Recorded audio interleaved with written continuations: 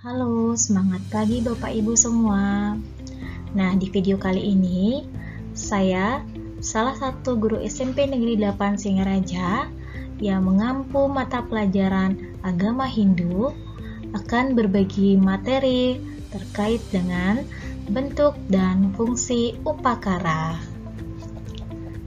Nah, sebelumnya mari kita mengingat kembali kesepakatan kelas.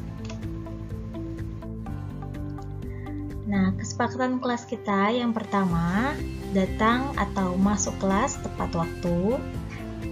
Kemudian, mengangkat tangan sebelum berbicara.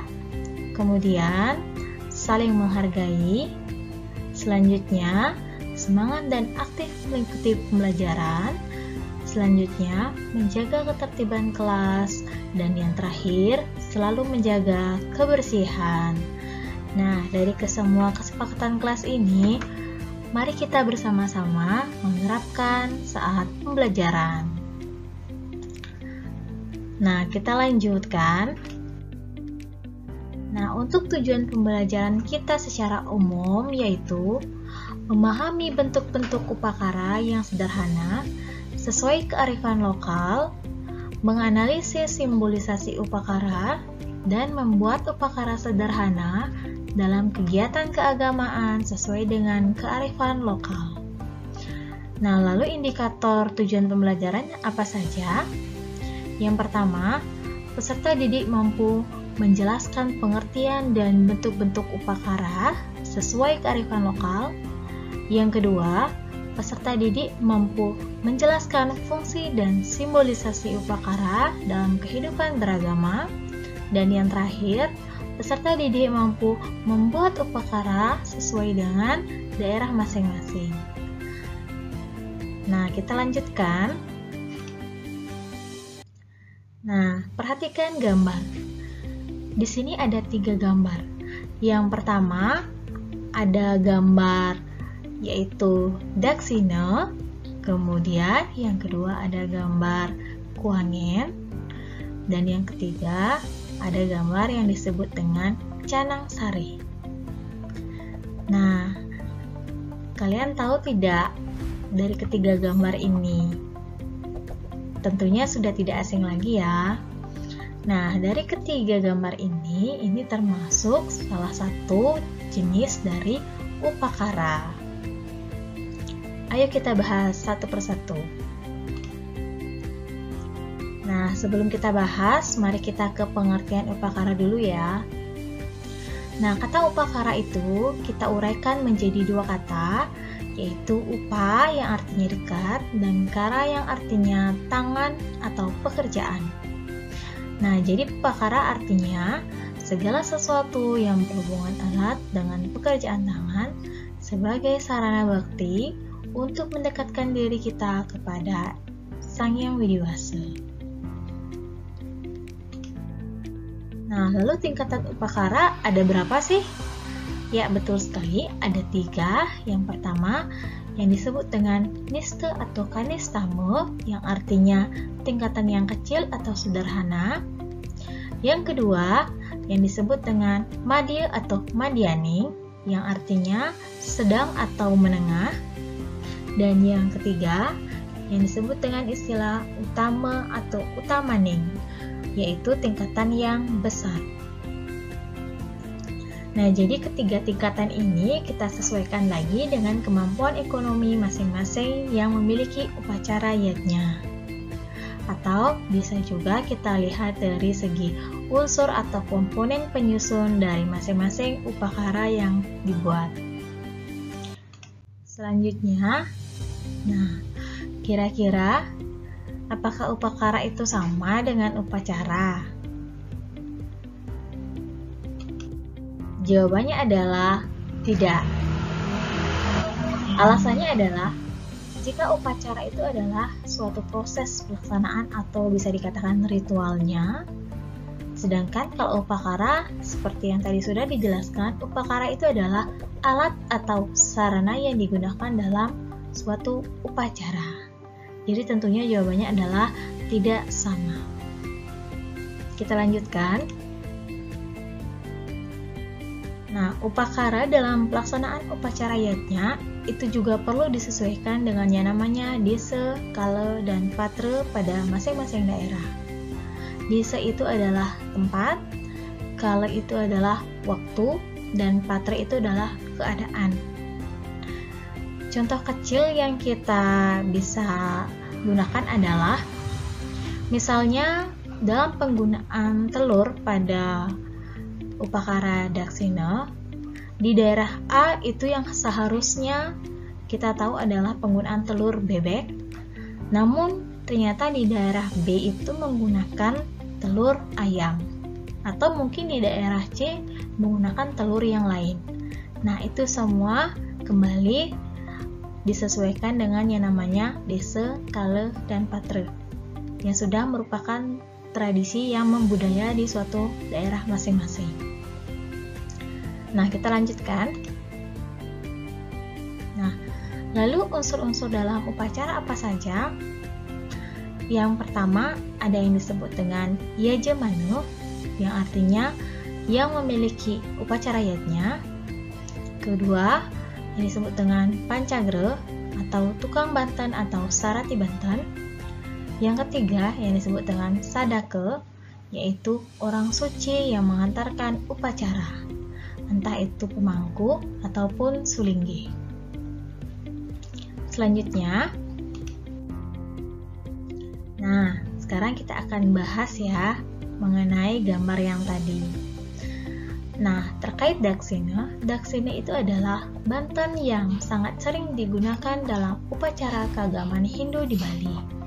Dalam melontar yatnya Prakerti, daksina itu merupakan lambang dari Yang Guru, Yang Tunggal, dan Yang Wisnu.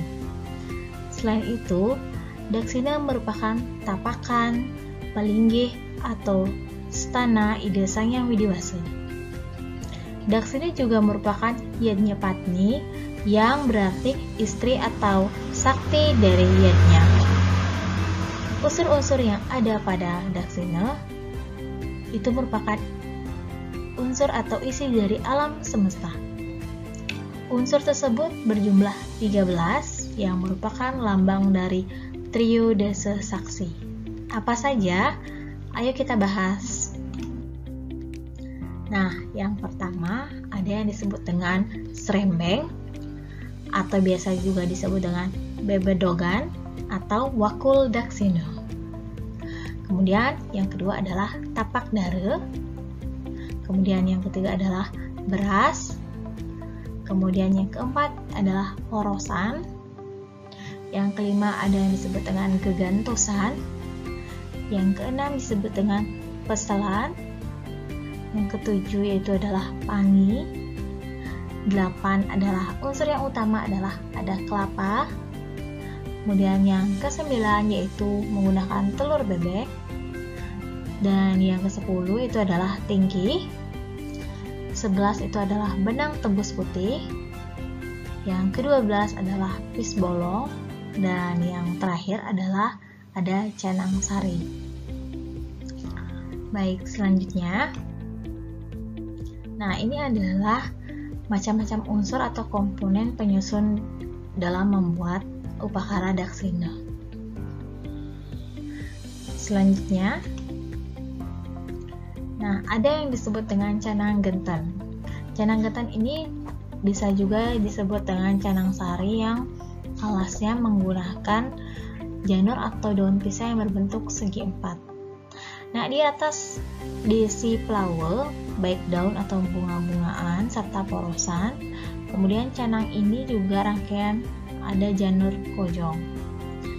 Paling atas itu diisi bunga-bunga, pandanarop atau kembang rampe dan wangi-wangian, termasuk juga minyak wangi dan sesari atau uang. Selanjutnya,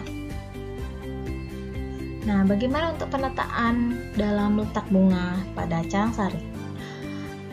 Jika bunga yang berwarna putih itu jika sulit dicari dapat diganti dengan bunga yang berwarna merah muda. Itu disusun untuk menghadap ke arah timur, adalah sebagai memohon diutusnya widadari atau bidadari Gagar mayang oleh prabawanya dalam kekuatan Sang Hyang Iswara agar memercikkan Tirta Sanjiwani untuk menganugerahi kekuatan kesucian skala dan niskala. Selanjutnya, jika bunga yang berwarna merah itu disusun menghadap ke arah selatan, yaitu sebagai simbol memohon diutusnya Bidadari Saraswati oleh prabawanya dalam kekuatan Sang Hyang Brahma agar memercikan Tirta Kamandalu untuk menganugerahi kekuatan kepradjanan dan kewibawaan. Selanjutnya, kemudian bunga berwarna kuning itu disusun menghadap ke arah barat sebagai simbol memohon diutusnya Bidadari Kensulasi oleh prabawanya dalam kekuatan Sang Hyang Mahadewa agar memercikan Tirta Kundalini untuk menganugerahi kekuatan intuisi. Kemudian bunga berwarna hitam jika sulit dicari bisa menggunakan bunga berwarna biru, hijau atau ungu. Itu disusun menghadap arah utara, yaitu sebagai simbol memohon diutusnya Widadari Nilotama oleh prabawanya dalam kekuatan Sang Hyang Wisnu agar memercikan Tirta Pawitra untuk menganugerahi kekuatan pelebur segala bentuk kekotoran jiwa dan raga. Kemudian yang terakhir adalah kembang rampe atau irisan pandang narum, itu disusun di tengah-tengah, yaitu sebagai simbol memohon diutusnya Bidadari Supraba dalam prabawanya, yaitu kekuatan Sang Hyang Siwa agar memercikan Tirta Mahabharata untuk menganugerahi kekuatan pembebasan atau moksa. Lalu fungsi upakara itu apa saja? Yang pertama, upakara atau banten itu merupakan cetusan hati untuk menyatakan rasa terima kasih, baik itu ke hadapan Yang Widiwasa maupun manifestasinya. Yang selanjutnya, bisa juga sebagai alat konsentrasi dari pikiran kita untuk bisa memuja ide Sang Yang Widiwasa. Selanjutnya, sebagai perwujudan dari ide Sang Yang Widiwasa beserta manifestasi, juga orang yang akan diupacarai. Selanjutnya, dapat dipergunakan sebagai alat penyucian, misalnya dengan mempergunakan banten prayasita, dermangala, biakala, penyenang, pesucian lainnya.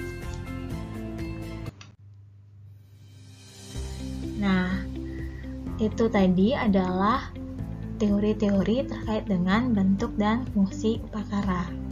Selanjutnya, ayo kita praktik membuat salah satu jenis upakara sederhana sesuai dengan kearifan lokal atau sesuai dengan daerah masing-masing. Silahkan mencoba. Terima kasih. Sampai jumpa di video selanjutnya.